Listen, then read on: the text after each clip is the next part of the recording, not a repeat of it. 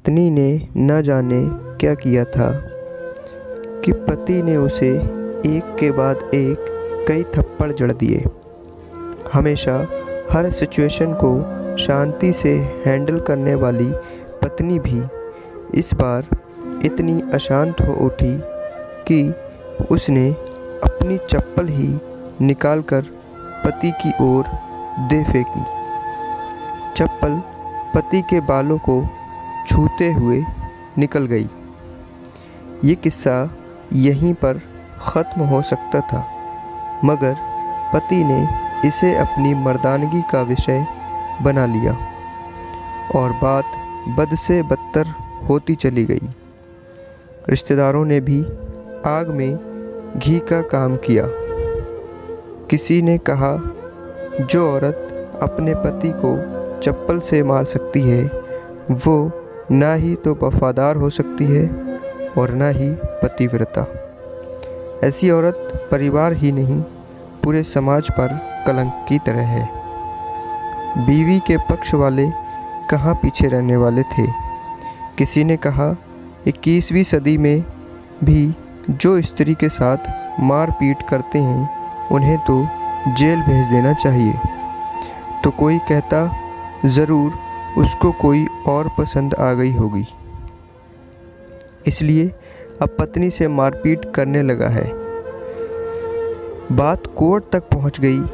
दोनों पक्षों ने एक दूसरे के खिलाफ केस फाइल कर दिया। पति ने चरित्रहीन होने का तो पत्नी ने दहेज और शारीरिक उत्पीड़न का आरोप लगाया। 2 वर्षों से अधिक समय के लिए केस चला था। इन 2 वर्षों के दौरान दोनों पति पत्नी अलग अलग रहे थे। इन 2 वर्षों के दौरान दोनों पक्षों के समर्थकों की संख्या कम हो गई थी। पहले जहां दोनों पक्षों में समर्थकों का समूह होता था, अब गिने चुने लोग रह गए थे। पति और पत्नी दोनों की आर्थिक स्थिति भी इस समय के दौरान नीचे गिर चुकी थी।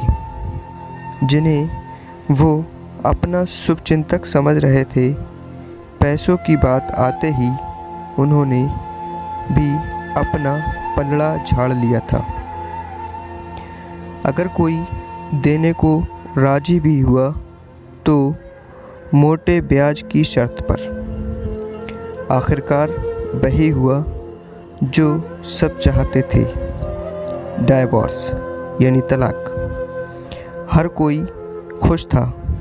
दोनों पक्षों के रिश्तेदार, उनके माता पिता और दोनों के वकील। लेकिन साल की दुखद शादी और एक सुंदर बेटी होने के बाद मिले इस डाइवोर्स से पत्नी मूक थी और पति शांत। शायद ये एक इत्तेफाक ही था कि इस खुशी को मनाने के लिए दोनों पक्षों के लोग एक ही चाय की टपरी पर बैठे, आमने सामने।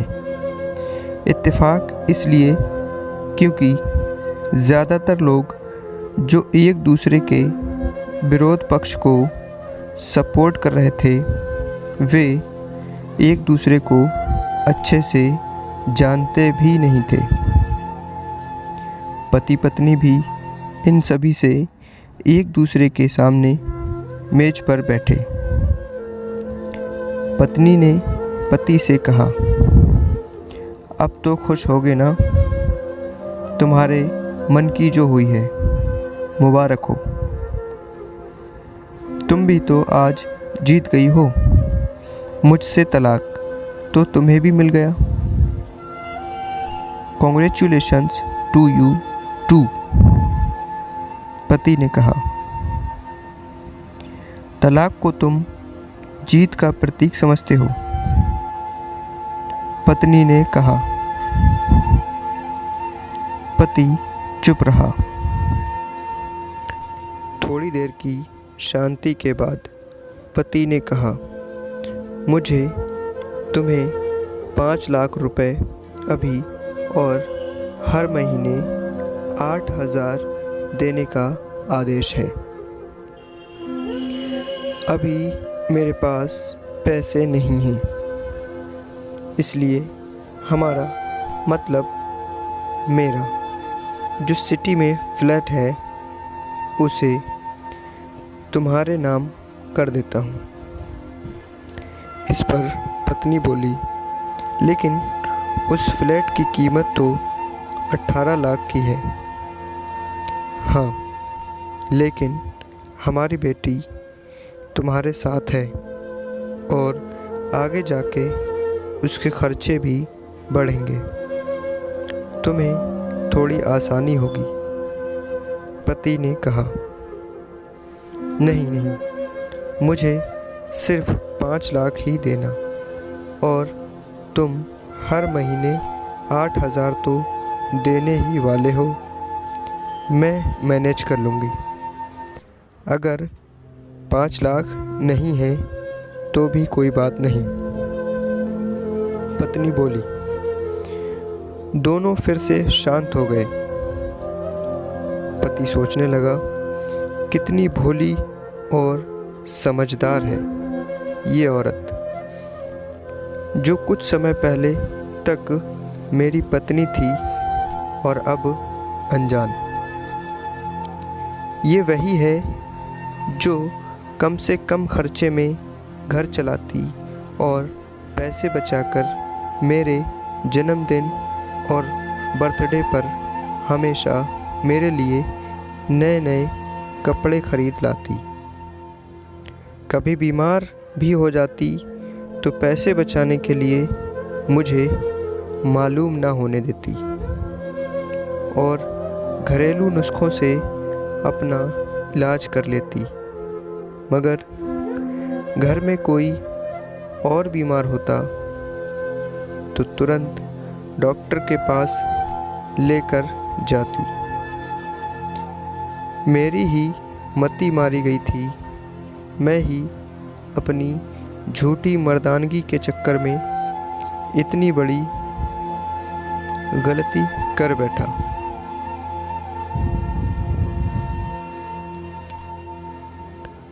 पत्नी के दिमाग में भी उथल पुथल चल रही थी। अभी भी वैसा का वैसा ही है। पहले भी खुद से ज़्यादा हमारे बारे में सोचता था और अब भी वही कर रहा है। ये वही आदमी है जो मुझे एक्सीडेंट से बचाने के लिए खुद मोटरसाइकिल के आगे कूद पड़ा था और अपनी उंगली तोड़वा बैठा। पता नहीं कौन सी मनहूस घड़ी में मैं झगड़ा कर बैठी। पति ने मौन तोड़ते हुए पूछा, अब तुम्हारे कमर का दर्द कैसा है? ज़्यादा तकलीफ तो नहीं है? पत्नी हल्का सा मुस्कुराई और बोली, अभी भी होता है। अब तो पेट में भी क्रैम्प्स उठते हैं। वो तो होगा ही। तुम योगा या कसरत भी तो नहीं करती हो। अब किसी गायनोकोलॉजिस्ट को ज़रूर दिखा देना। पति ने कहा, तुम बताओ तुम्हारा अस्थमा कैसा है अब? क्या अब भी दौरे पड़ते हैं? पत्नी ने पूछा। हाँ, पड़ते हैं, पहले से ज़्यादा, क्योंकि अक्सर इन्हेलर भूल जाया करता हूँ, याद दिलाने के लिए तुम जो नहीं हो। पति बोला, तुमने भी तो मुझ पर दहेज का इल्ज़ाम लगाया था। वो बोला, गलत था और इस बात का मुझे भी पछतावा हुआ। पत्नी ने कहा। पति कुछ कहना चाह रहा था लेकिन हिचकिचा रहा था। पत्नी ने पूछा, कुछ कहना चाहते हो? वो बोला, क्या सब पहले जैसा नहीं हो सकता? क्या मतलब? पत्नी बोली, मतलब कि हम फिर से पहले की तरह पति पत्नी बनकर और सच्चे दोस्त बनकर नहीं रह सकते। पति बोला, पर ये डाइवोर्स के पेपर दिखाते हुए पत्नी ने कहा। फाड़ देते हैं। पति ने अपने पास रखे डाइवोर्स के पेपर फाड़ते हुए कहा।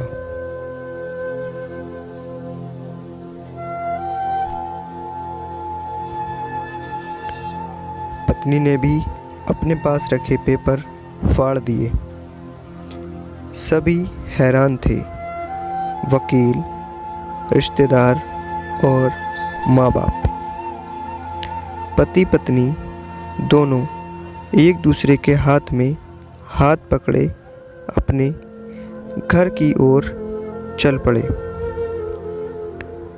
दोस्तों, ये कहानी उन हर पति पत्नी के लिए बड़ी सीख है जो छोटी छोटी बातों पर लड़ते हैं और इन झगड़ों को बड़ा बना के अलग अलग होने का डिसीजन लेते हैं। प्यार और झगड़ा तो एक सिक्के के दो पहलुओं की तरह हैं। दोनों को स्वीकार करना होगा, तभी ये पवित्र रिश्ता उसकी मंजिल तक पहुंच पाएगा। Thank you for watching. Subscribe our channel